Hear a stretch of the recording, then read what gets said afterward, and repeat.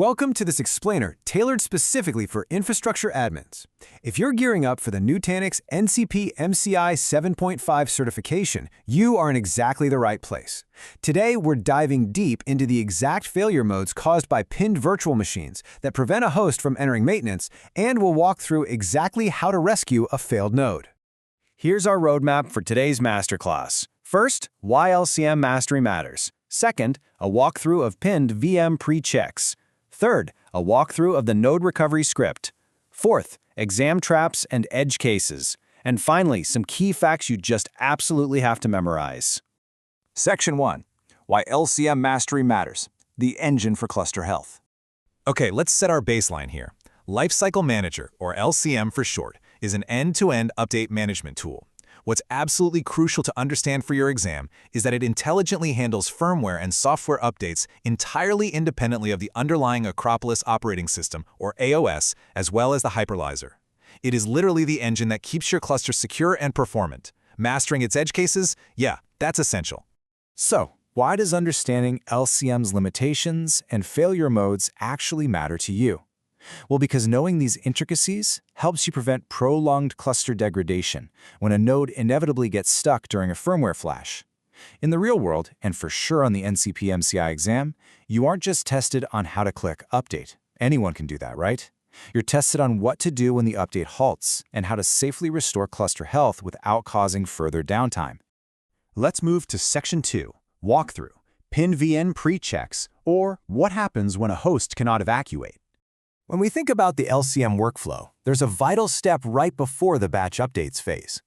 LCM is designed to be incredibly safe, so it runs extensive pre-checks before altering any binaries. Think of it as a safety net. A primary requirement for an update is that a node must be completely evacuated of its VM so it can enter maintenance mode, or MM. If a host cannot safely evacuate its VMs, the update halts right there at the pre-check phase. It's a hard stop to protect your workloads.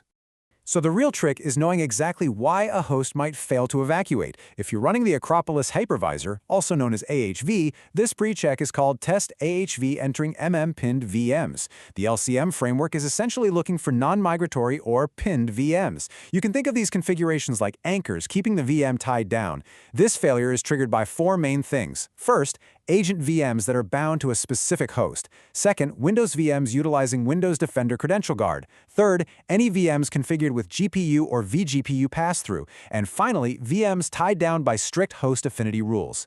If any of these are in play, the VM cannot live migrate, meaning the host cannot enter maintenance mode, and LCM just stops the whole process.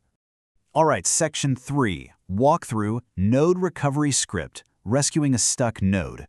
To truly grasp the recovery process, we first need to talk about Phoenix. Phoenix is a pre-boot, hardware-centric environment used by Nutanix. When LCM updates heavy firmware, like the BIOS or BMC, it boots the node into Phoenix to safely flash the hardware without any hypervisor interference. But what if an upgrade fails here? Well, the node gets physically isolated and stuck in this pre-boot state. It's essentially a physical isolation ward for the node. And let me tell you, that's exactly the kind of stressful situation that might cause a cold sweat during a late-night maintenance window. Thankfully, Nutanix provides a specialized rescue script called LCM Node Recovery. When you run it, it orchestrates a very specific 5-step sequence. First up, it forces a reboot out of the Phoenix environment and back into the hypervisor. Second, it pulls the controller VM, or CVM, out of maintenance mode. Third, it exits the hypervisor itself from maintenance mode. Fourth, and this is critical, it stops the foundation service to officially exit the imaging state. And finally, it removes storage redirection, which reestablishes the standard Nutanix high availability, or HA, storage route. Now, here is a question that is highly likely to pop up on your exam. It tests your operational knowledge of this exact script. If a node is stuck in Phoenix, where exactly must you execute the LCM node recovery script from? Think about it for a second. Got your answer? The rule is this. You must run the script from any other healthy CVM in the cluster, targeting the stuck node's CVM IP address. You literally never run it locally on the stuck node. Furthermore, before you even type a single command to execute it, you must verify that no LCM operation is actively running in the background. You do this by checking the lcmops.out log file on the LCM leader node. Moving right along to Section 4, Exam Traps and Edge Cases, Navigating the Minefield. take careful note of how the different hypervisors handle those pinned VMs we discussed earlier, because this is a massive exam trap.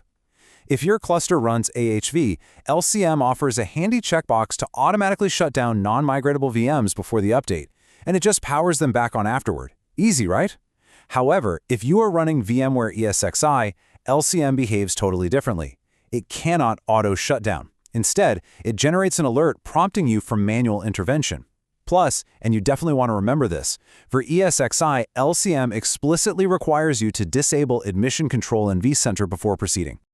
Here is another classic edge case you need to know, the single node cluster limitation. Look, LCM is an incredibly powerful automated tool, but it absolutely unequivocally does not support automated firmware upgrades on single node clusters.